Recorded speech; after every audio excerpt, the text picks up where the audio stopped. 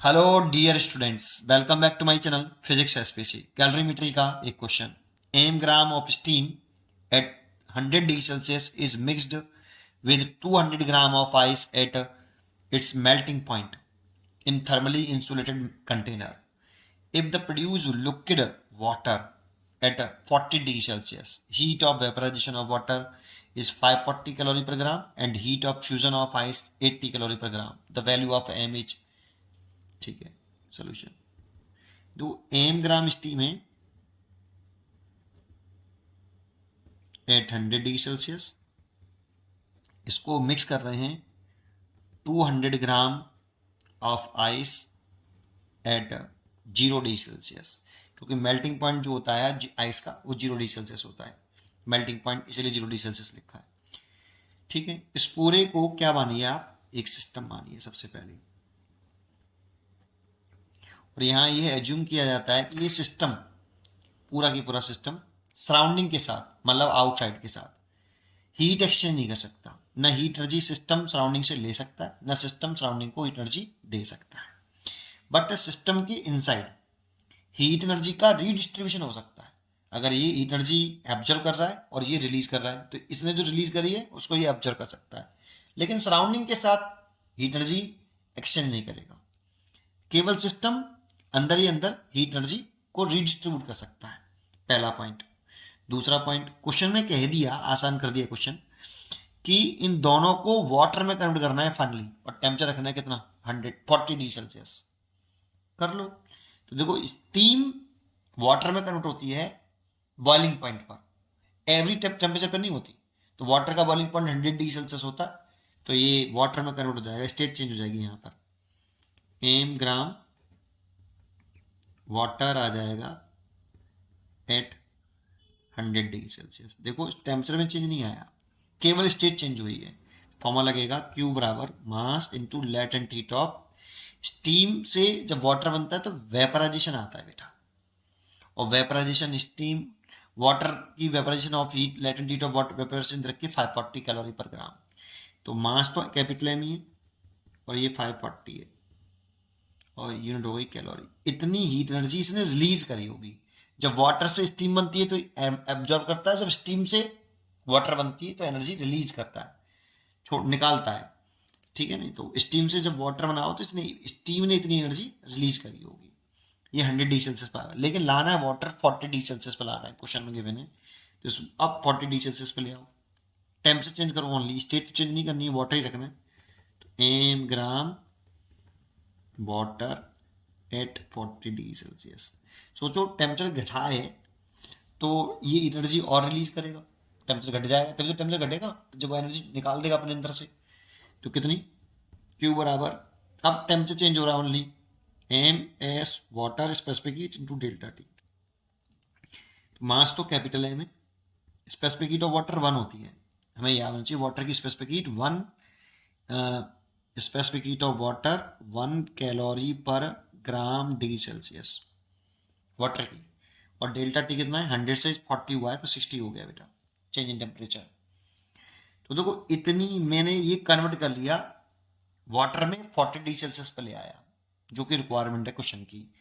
तो इसने कितनी एनर्जी रिलीज करी है, रिलीज टोटल एनर्जी कितनी करी, जब ये स्टीम वाटर में कन्वर्ट हो रहा होगा तो ये एनर्जी रिलीज कर रहा होगा। कितनी एनर्जी रिलीज करी, तो 540 ये है एम और 60 एम ये है, तो 600, दोनों को ऐड कर लीजिए, 600 एम कैलोरी हीट एनर्जी इसने रिलीज करी। दैट मीन्स इतनी अवेलेबल है हमारे पास हीट, अवेलेबल हीट इतनी अवेलेबल है बेटा। ठीक है, अब 200 ग्राम आइस से भी हमें वाटर बनाना है, और कभी भी आइस मतलब सॉलिड स्टेट चेंज करता है तो वो मेल्टिंग पॉइंट पर करता है, और आइस का मेल्टिंग पॉइंट 0 ही है, तो स्टेट चेंज हो जाएगी, 0 पे ही है। तो 200 ग्राम आइस वाटर बन गया, कांस्टेंट टेम्परेचर पर होता है 0 डिग्री सेल्सियस पर। लिक्विड और स्टीम में कन्वर्ट होगा तो बॉइलिंग पॉइंट पर होता है, और सॉलिड और लिक्विड में कन्वर्ट होगा तो मेल्टिंग पॉइंट पर होता है। तो मेल्टिंग पॉइंट 0 डिग्री सेल्सियस ही है, तो चेंज हो जाएगी Q बराबर M into latent heat of fusion आएगा बेटा इसमें, और मास दे रखा है 200 ग्राम और लेटेंट हीट ऑफ फ्यूजन दे रखा है आइस का 80, तो ये हो जाएगा 16,000 कैलोरी।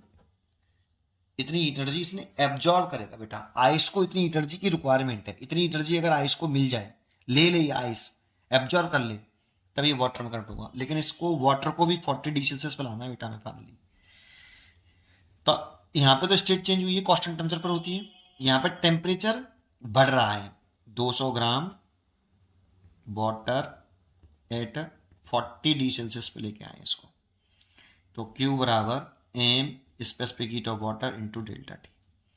तो एम तो 200 ग्राम हो गया, स्पेसिफिक हीट ऑफ वाटर 1 है, और डेल्टा टी 0 से 40 हुआ है, तो टेम्परेचर 40, 8,000 कैलोरी एनर्जी और एब्जॉर्ब करेगा। ठीक है, तो इतनी एनर्जी टोटल, कितनी एनर्जी एब्जॉर्ब करी बेटा टोटल, ये रिक्वायर्ड हीट एनर्जी है। रिक्वायर्ड इतनी चाहिए आइस को वाटर में कन्वर्ट होने के लिए, ये इतने रिलीज कर रहा है रिक्वायर्ड हीट एनर्जी। ये वाली कितनी, 8,000 और 16,000, 24,000 हो गया कैलोरी। अब सिस्टम सराउंडिंग से तो एनर्जी ले नहीं सकता, अब आइस को वाटर में कंप्लीटली कन्वर्ट होने के लिए 24,000 कैलोरी एनर्जी चाहिए।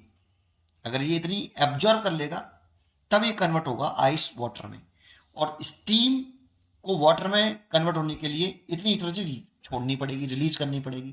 तो ये रिलीज कर दे और ये रिलीज की एनर्जी को एब्जॉर्ब कर ले। तो इसने according to principle of calorimetry Q released is equal to Q absorb.